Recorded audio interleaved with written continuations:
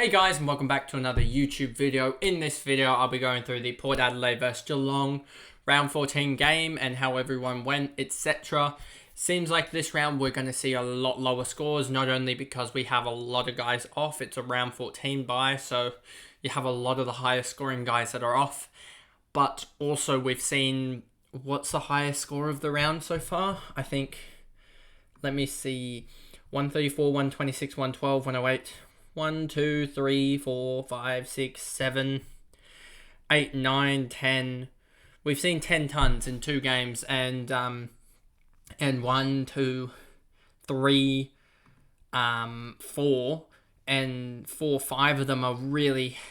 So out of the 5, we've seen 5 relative tons basically out of the guys that we know in a third of the games for the round. So it's going to be a low scoring game around.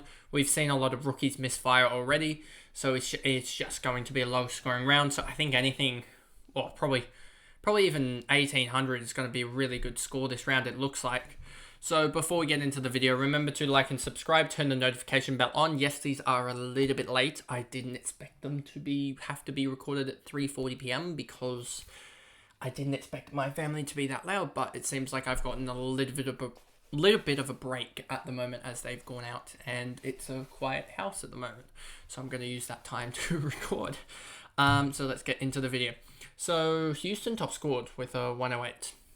Wouldn't go for him, so inconsistent. I mean, looking at Houston here, Houston 756k, 86 average for the year, but he's gone, if I make this larger, 108, 59, 84, 78. There's no consistency at all. Rosie, 106, absolutely huge from him. 106 is going to be huge this round. Just getting a ton, getting the points on the board, especially because a lot of people had the likes of, where is he? Over here, Zach Butters goes 77, so he's now decreasing in price and will be decreasing into his buy. Butters just didn't hit it, and I'm really happy that that is the case because he finally didn't hit. Like, his average last 5 has been ridiculous. I mean, if we go to Butters, L5 is probably 120, 103 L3, 109 L3, and 115 L5. Huge that he misfired, and probably someone that I want to be getting post buy, especially because I can just keep him in this midfield, and I can move him into that forward line and etc. More movability, etc. with that midfield, and he's just going to be a top 8 or a top 6. He's going to be a top 6 here, and I can be using Keys at the moment, who seems to be a guy that can average 100 and that M7 M8 role, and have a pretty stacked forward line of Taranto, Goulden, Dunkley, Rosie, Butters, and DC Cameron post buy. I think that's hopefully the plan. So yeah, not the greatest scoring from him, but I'm really happy for my fantasy team that is the case, as I might be able to gain 20, 30, 40 points on a lot of people this round because Butters misfired. Williams 76, yep. Missed out on him, missed out on all this, but I probably would have gotten rid of him by this point, just because it seems like he's starting to flatten out and doesn't seem like he has that 100 capability, even though I'm pretty sure he's probably gone and done 100 these last couple of weeks.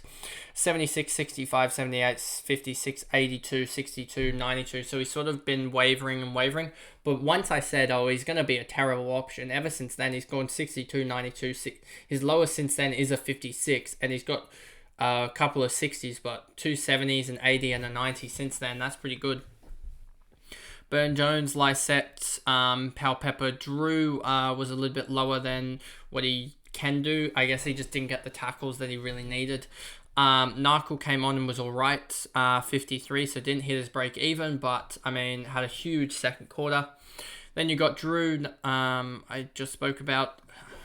Boak had a huge last, it looks like, but yeah, just again, one of those types of games where him or Wines is always going to have like sort of I'd say 180 or 170 points between them, and they have 150 something, 150 on the dot.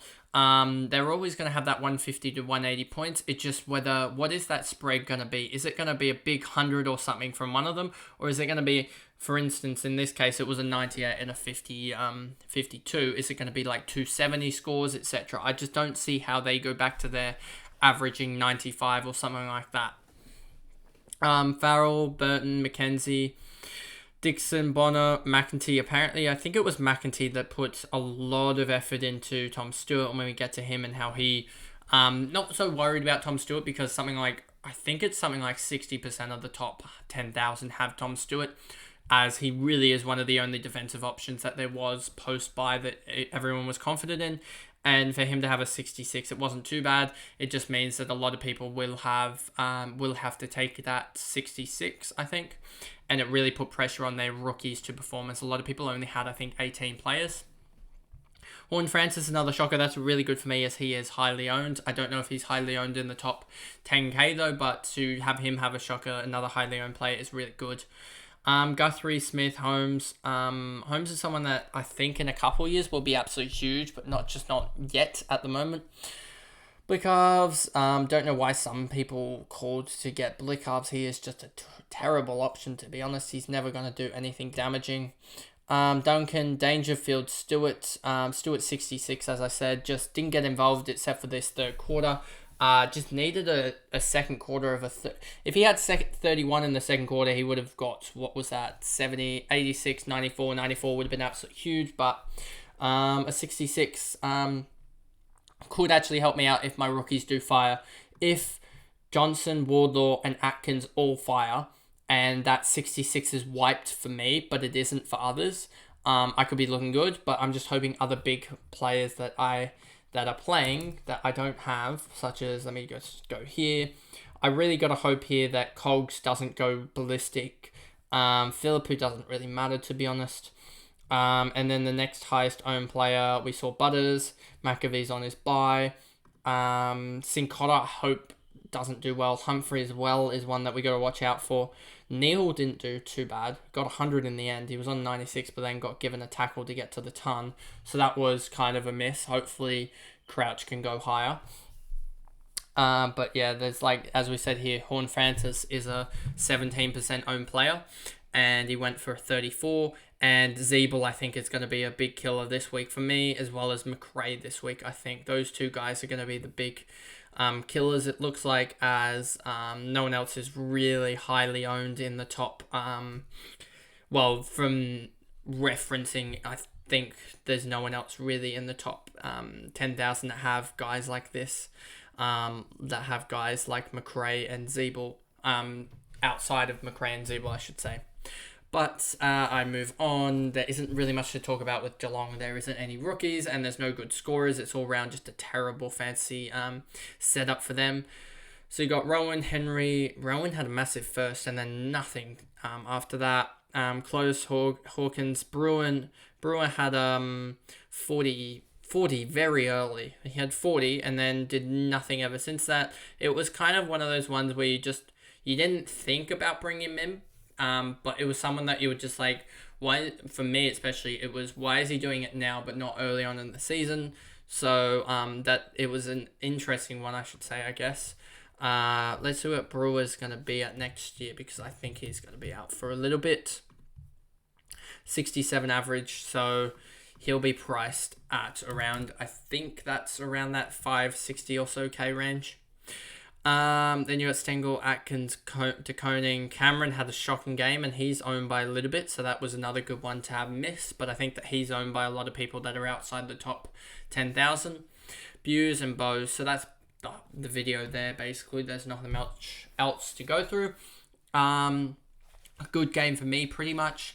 Port's Rosie going over Butters by almost 30 points is absolutely huge, and Stewart is one that I can stomach because 95% of the top 1K has him, and also I think it's somewhere around that 60 to 50% of the top 10K have him, so it should be good, especially because a lot of people only have 18 or 19 guys, but I have 21, and I'm more set up than I think most people are. So that's the video, and I'll see you guys in another video. Thanks, guys. Goodbye.